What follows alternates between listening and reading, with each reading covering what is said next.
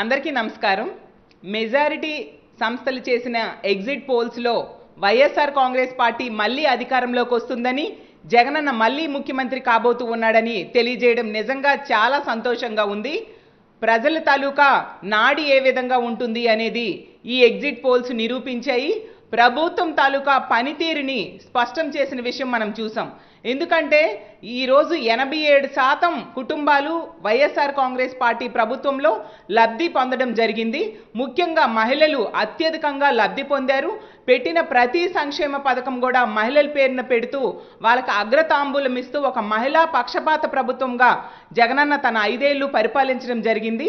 దానివల్ల ఆంధ్ర రాష్ట్రంలోని మహిళలందరూ కూడా ఏకపక్షంగా వైఎస్ఆర్ కాంగ్రెస్ పార్టీ ప్రభుత్వాన్ని, జగనన్నని ముఖ్యమంత్రిగా నిలబెట్టుకోవాలి, కాపాడుకోవాలి అని ఏకపక్షంగా వైఎస్ఆర్ కాంగ్రెస్ పార్టీకి ఓటేశారు అనే విషయం ఈ ఎగ్జిట్ పోల్స్ ద్వారా తేటతెల్లమైన విషయం మనందరము చూసాము.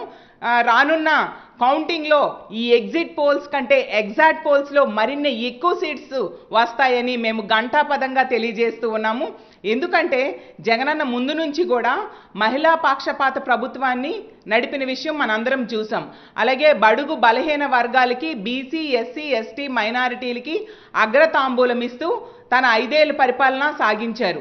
ఒకప్పుడు తీసుకుంటే ఒక సర్టిఫికేట్ కావాలంటే నెలల తరబడి ఆఫీసుల చుట్టూ తిరిగే పరిస్థితి. ఈరోజు కేవలం అప్లై చేసిన 1 డేలో సర్టిఫికేట్స్ ఇంటికి వచ్చేట్టుగా జగనన్న ఒక పారదర్శకమైన పాలన, రూపాయి అవినీతి లేని పాలనని ఈ ఆంధ్రప్రదేశ్ రాష్ట్రంలో శ్రీకారం చుట్టిన విషయం మనందరం చూసాం. దేశ చరిత్రలో ఎక్కడా లేనట్టుగా ఈ ఆంధ్రప్రదేశ్ రాష్ట్రంలో జగనన్న ముఖ్యమంత్రిగా ఒక్క రూపాయి కూడా అవినీతి లేకుండా సంక్షేమ పథకాలన్నీ నేరుగా ప్రజల అకౌంట్లోకే వెళ్ళేట్టుగా డీబీటీ పద్ధతిని ప్రవేశపెట్టి ఈరోజు 2,70,000 కోట్ల రూపాయలని ప్రజల అకౌంట్లో వేసిన సంగతి ప్రజలందరూ మర్చిపోలేదు. వాళ్ళందరూ కృతజ్ఞత తెలియజేసుకోవాలి. ఇలాంటి చక్కటి పరిపాలన మళ్ళీ మాకు కావాలి అని చెప్పేసి ఏకపక్షంగా ఈరోజు ఓటేశారు. అలాగే తీసుకుంటే పురుషులు, మహిళలు కలిపి మహిళలు 65% పైగా వైఎస్ఆర్ కాంగ్రెస్ పార్టీకి ఓటేశారనే విషయం ఈ ఎగ్జిట్ పోల్స్లో చెప్పడం జరిగింది. అలాగే పురుషులు 45% వేశారు.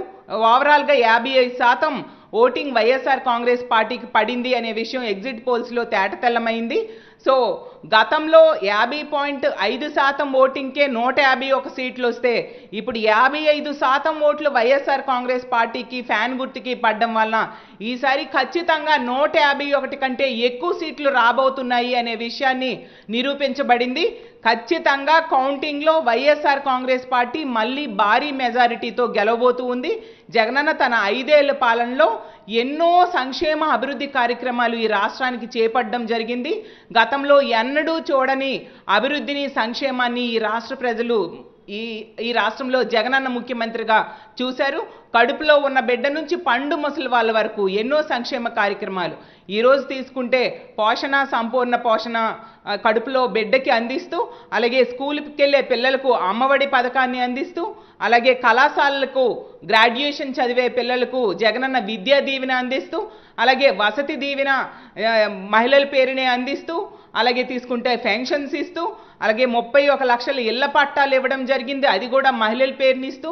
22 లక్షల ఇల్లు కట్టించారు జగనన్న, అది కూడా మహిళల పేరునిస్తూ. మహిళలకే అగ్రతాంబూలం ఇవ్వడమే కాకుండా బీసీ, ఎస్సీ, ఎస్టీ, మైనారిటీలకు, మహిళలకు రిజర్వేషన్స్ 50% నామినేటెడ్ పదవుల్లో, నామినేటెడ్ వర్క్స్లో కల్పిస్తూ ఏకంగా అసెంబ్లీలో చట్టమే చేయడం జరిగింది. అలాగైతే ఈ రాష్ట్రంలో ఒక సంక్షేమ సామ్రాజ్యాన్ని జగనన్న సృష్టించారు. అసలు విద్యకైనా, వైద్యానికైనా, వ్యవసాయ రంగానికైనా జగనన్న ఆ రంగాల్లో తీసుకొచ్చిన విప్లవాత్మకమైన మార్పులు గతంలో ఎన్నడూ ఈ రాష్ట్ర ప్రజలు చూడలేదు. అందువలనే రాష్ట్ర ప్రజలందరూ ఏకపక్షంగా వైఎస్ఆర్ కాంగ్రెస్ పార్టీకి సపోర్ట్గా ఉన్నారు.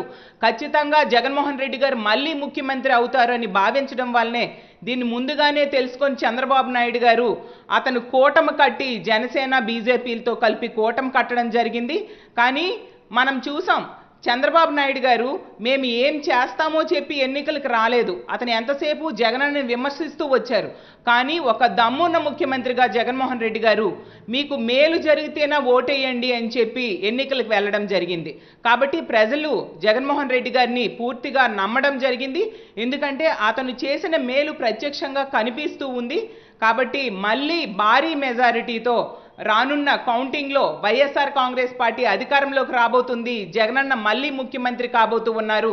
మరొకసారి చెప్తూ ఉన్నాను, ఎగ్జిట్ పోల్స్ కంటే ఎగ్జాక్ట్ పోల్స్లో మరింత ఎక్కువ మెజారిటీతో వైఎస్ఆర్ కాంగ్రెస్ పార్టీ గెలవబోతుందని తెలియజేస్తూ ఉన్నాను.